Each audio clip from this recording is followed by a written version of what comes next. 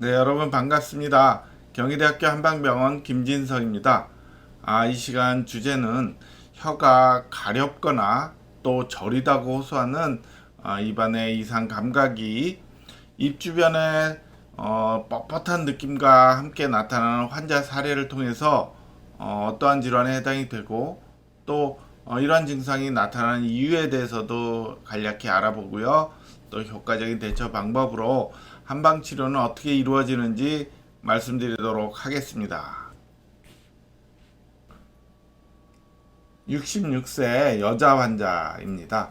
혀와 입술 주변의 이상 감각을 호소하고 있었는데요. 입 안 혀에는 전체적으로 저리고 가려운 듯한 느낌이 계속되고 있었고요. 조금은 특이한 증상이죠. 또 입술 주변 겉으로는 마취된 듯한 느낌, 즉 뻣뻣하다고 호소하는데 특정 부위라기보다 전체적으로 그렇다고 호소하고 있었어요. 이러한 증상이 2년 전쯤 발생하여서 대학병원의 신경과하고 이비인후과에서 머리에 MRI를 비롯한 몇 가지 검사를 진행하였는데 특별한 이상은 발견되지 않았고요. 환자는 수술에 대한 과거력을 갖고 있었고 현재는 고지혈증 약을 먹고 있었습니다. 당뇨나 또 갑상선 기능 저하증과 같은 내분비적인 이상은 없는 상태였습니다. 이 환자의 입술 주변은 움직임과 관련된 이상은 없었고요. 또 혀에도 건조한 양상이 나타나긴 하였지만 감염이나 염증 반응은 없는 상태였습니다. 이처럼 입속 혀에서의 이상 감각과 입술 주변의 겉 피부에서 느껴지는 이상 감각이 함께 오는 이유는 3차 신경과 관련되어 있습니다. 먼저 3차 신경을 살펴볼까요? 3차 신경은 뇌에서 분지되는 다섯 번째 뇌신경인데요. 눈 주위로 가는 가지와 또 위턱신경, 입술 위쪽에 해당이 되겠죠. 또 아래턱 신경에서 턱 입술 아래 입술 쪽에 지배하는 신경으로 나뉘어져 있는데 얼굴의 일부 움직임과 더불어서 주로 얼굴 주변의 감각 또 통증에 대한 거 온도의 차이 등을 느끼는 신경이다라고 볼 수가 있어요. 그런데 이 가운데 아래턱 신경에서 가지가 나뉘어져서 보시는 오른쪽 사진처럼요. 이렇게 가지가 나뉘어져서 혀에 들어가는데요. 이를 혀신경이라고 해서 혀에서 감각을 느끼는 또 통증이나 온도의 변화를 느끼는 역할을 담당하고 있습니다. 이와 같이 이 3차 신경의 이상이 오는 경우에 주로 입술 주변의 겉과 더불어서 혀에서의 어떤 감각에 이상이 올 수 있는 것이지요. 먼저 혀에서 나타나는 통증 질환의 대표적인 것이 구강자결감 증후군인데요. 이 병은 형태적인 변화가 없는 상태에서 혀를 비롯해서 입안 점막에서 화끈거리는 듯한 통증이 지속되는 질환이다라고 볼 수가 있어요.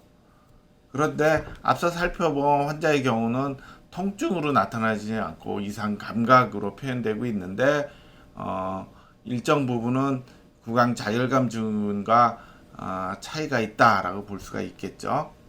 또 이 환자가 입술 주변에 나타나는 이상 감각은 비정형 안면통과 유사하다 볼 수가 있는데 이 병은요 전형적인 3차 신경통과는 달리 얼굴의 한쪽이나 또는 양쪽에서 부위가 모호하고 또 다양한 양상으로 통증이 지속되는 통증이 아니더라도 뻣뻣하다 또 저리다 라고 호소할 수 있는 이런 양상이다 라고 볼 수가 있어요.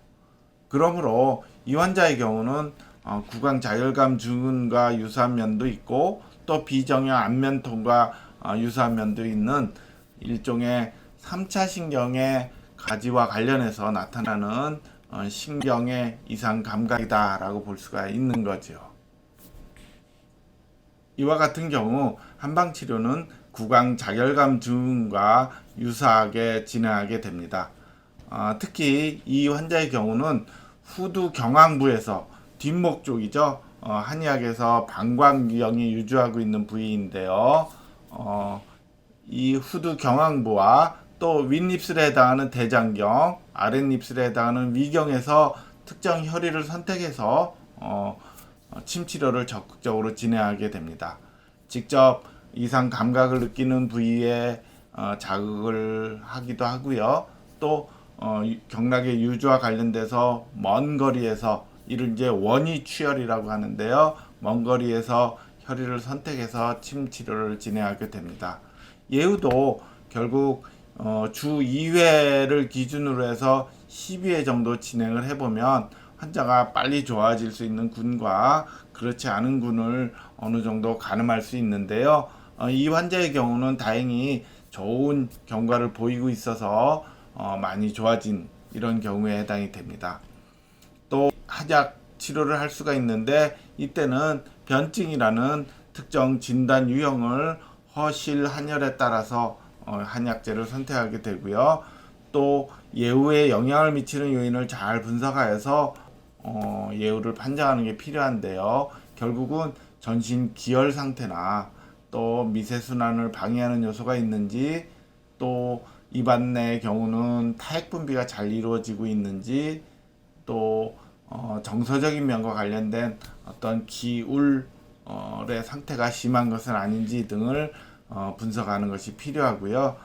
무엇보다도 환자의 통증이 심하다면 직접적으로 통증 조절에 도움이 되는 양약을 같이 병행할 수 있는데, 물론 이 약을 1개월 이상 꾸준히 복용하였는데도 효과가 없었다면 계속해서 쓸 필요는 없을 것으로 보입니다. 이상으로 혀에서 가려운 느낌과 같은 이상 감각과 입술 주변에서 뻣뻣한 느낌의 이상 감각이 함께 있는 경우에 환자 사례를 중심으로 해서 어떤 병에 해당이 되고 한방 치료는 어떻게 이루어지는지 알아보았습니다. 감사합니다.